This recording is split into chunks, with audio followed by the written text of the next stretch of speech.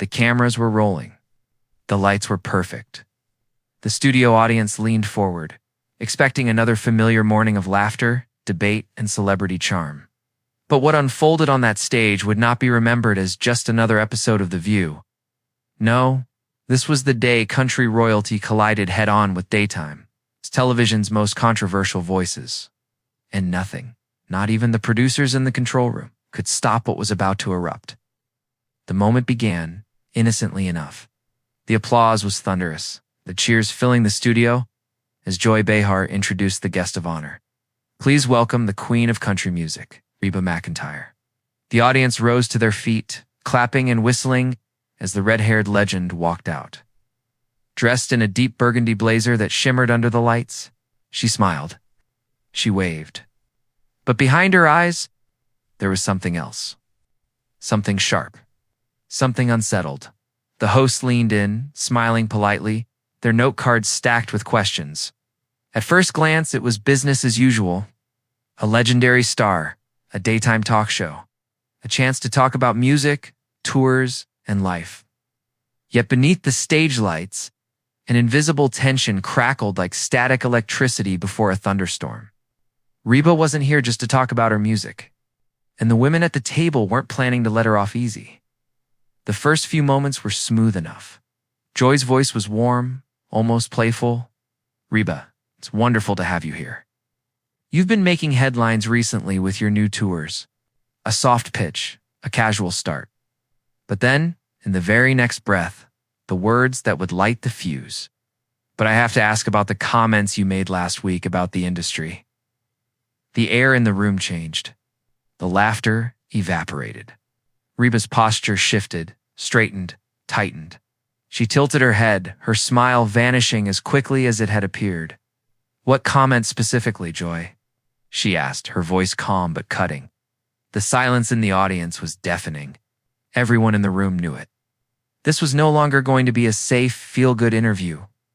Something had been unleashed, and there was no turning back. By the time Whoopi Goldberg leaned forward to clarify Reba's words, the storm had already begun. This wasn't just going to be a conversation. This was going to be a battle. The View studio is no stranger to tension.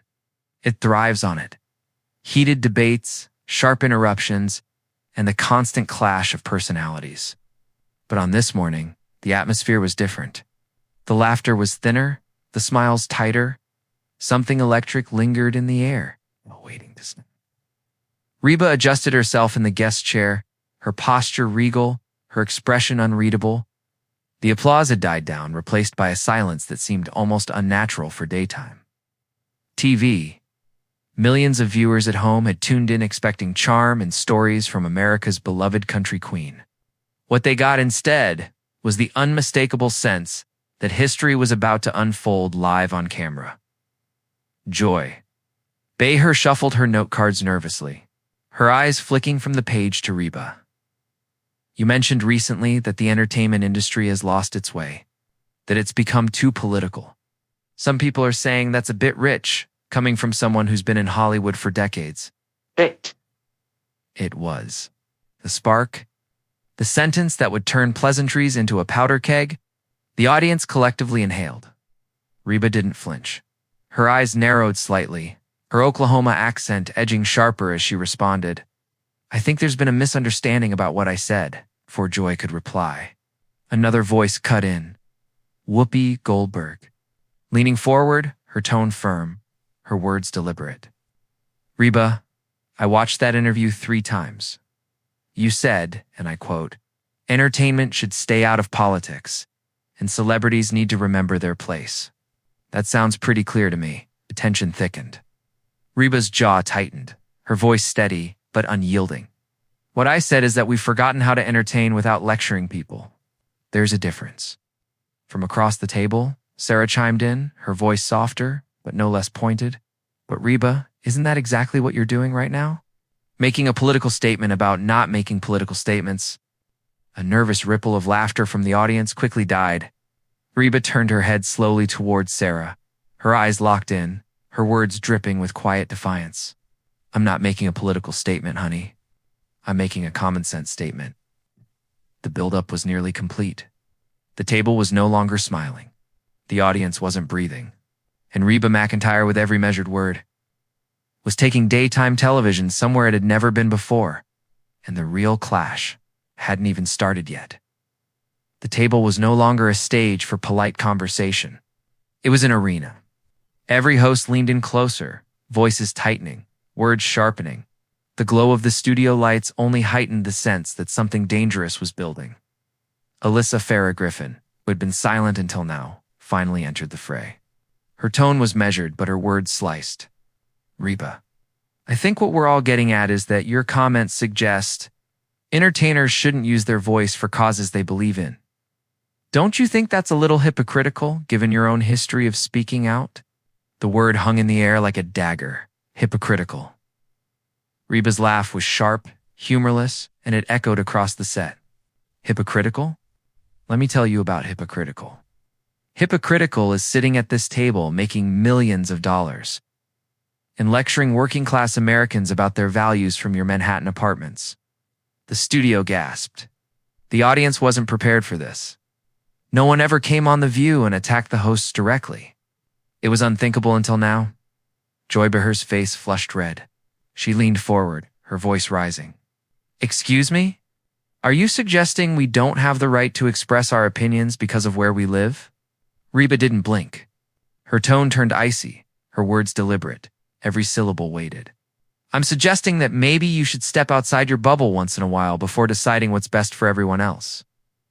Whoopi Goldberg slammed her hand on the table, the crack echoing through the studio. Hold up, Reba.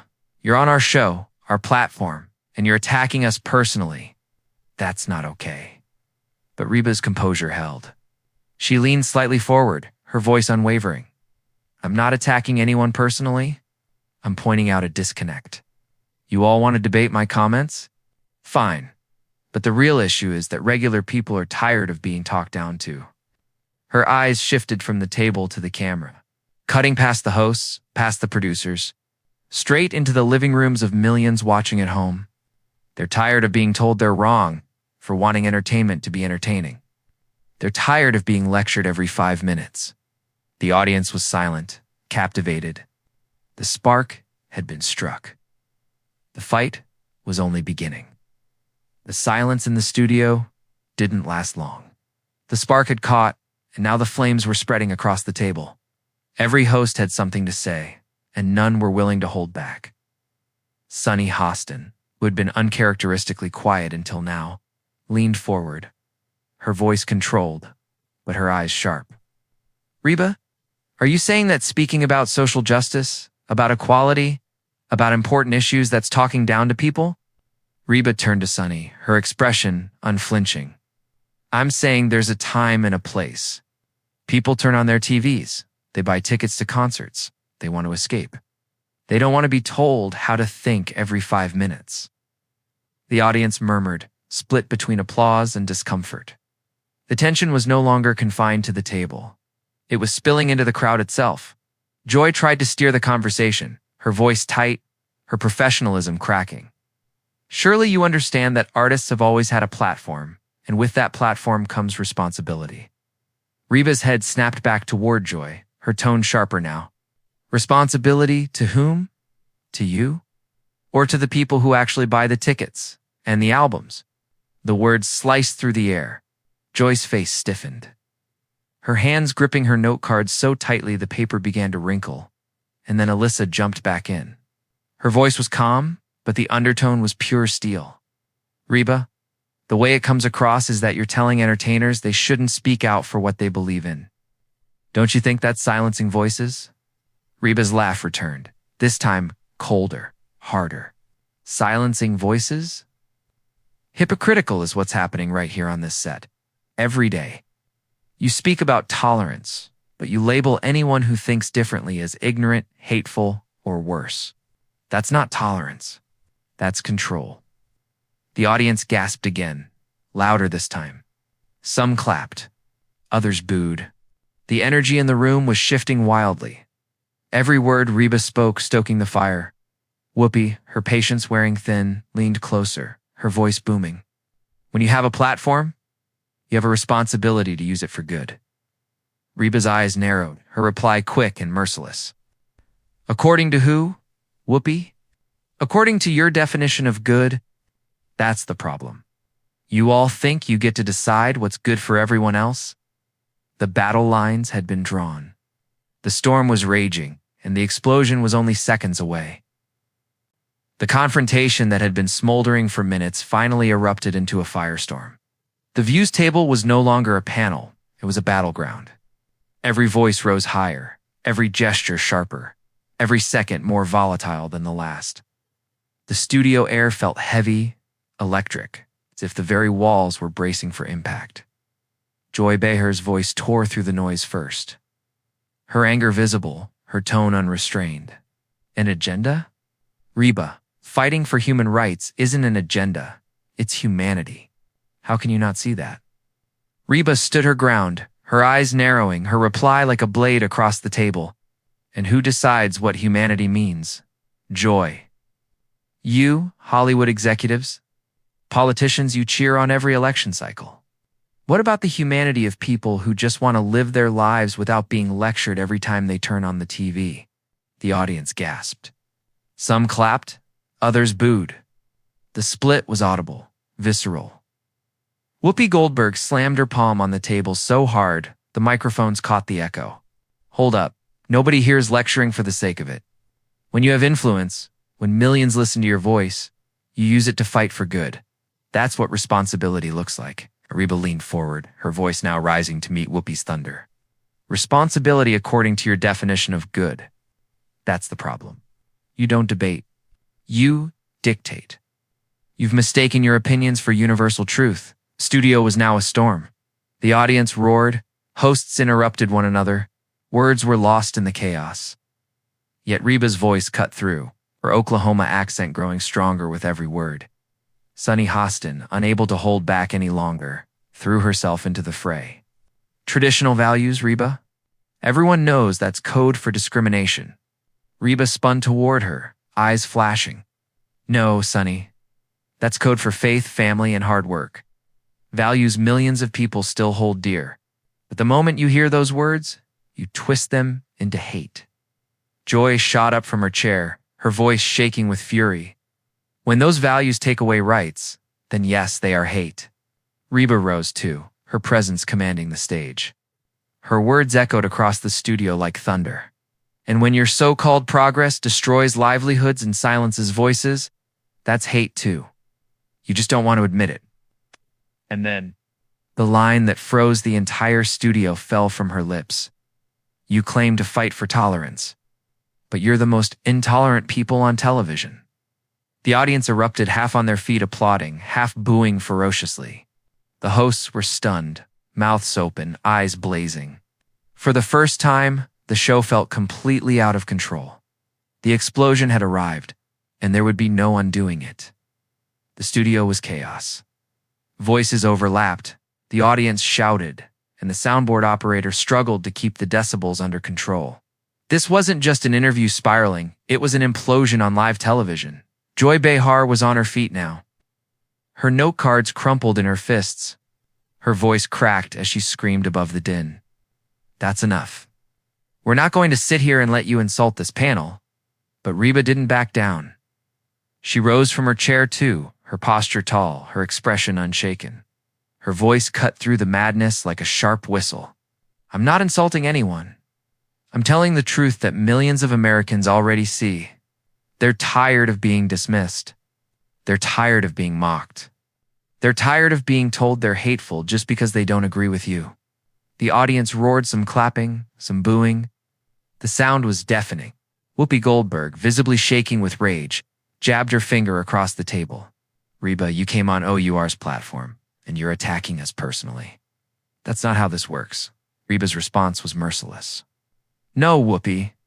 What's not working is the idea that you get to decide what voices are valid and what voices should be silenced. That's what people are sick of. That's why they're turning off their TVs and walking away from shows like this. Security had begun edging closer to the set, sensing something unprecedented was unfolding.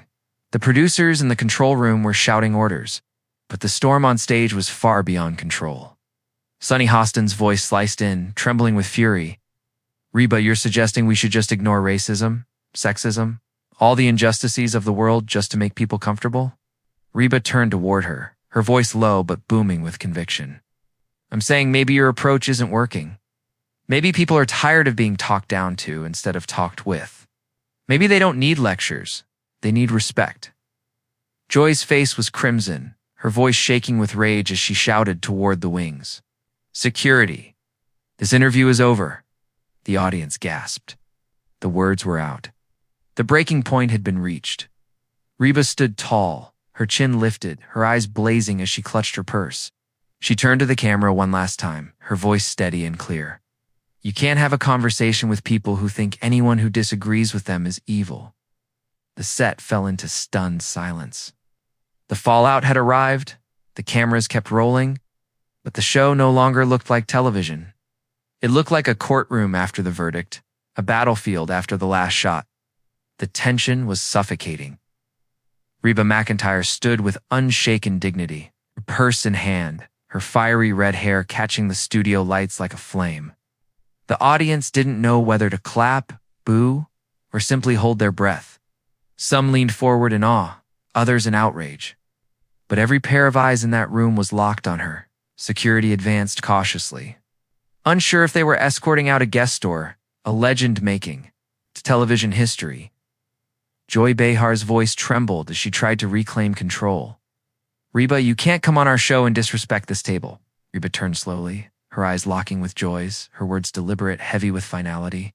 "Disrespect. No, Joy, what I've done is speak. What I've done is say what millions at home are too afraid to say out loud because they know people like you will tear them apart if they do." The audience gasped, some applauding through the tension, others booing loudly.